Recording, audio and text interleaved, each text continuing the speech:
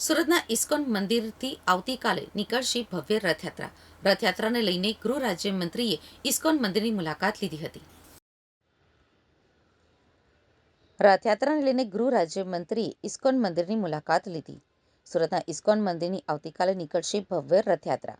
Surat railway station road ખાતેથી બપોરે નીકળશે વાજતે ગાજતે ભવ્ય રથયાત્રા.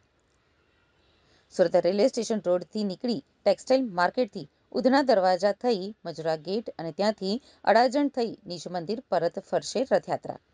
આ રથયાત્રાનું મુખ્ય આકર્ષણ તેનો હાઇડ્રોલિક રથ છે. આ રથની ઊંચાઈ લગભગ 30 થી 35 ફૂટ અને પહોળાઈ 20 થી 22 ફૂટ છે.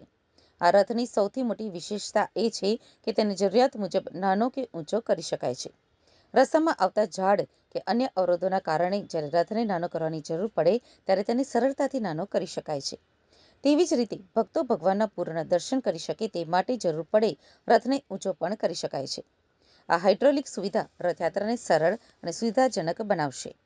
આ રથયાત્રામાં અનેક આકર્ષણો જોવા મળશે, જેમાં 22 જેટલા ભવ્ય પ્લોટ, મોટી બેન્ડ પાર્ટી, ઘોડા અને સ્વામી કૃપાદરની બગીમાં સવારીનો સમાવેશ થાય છે.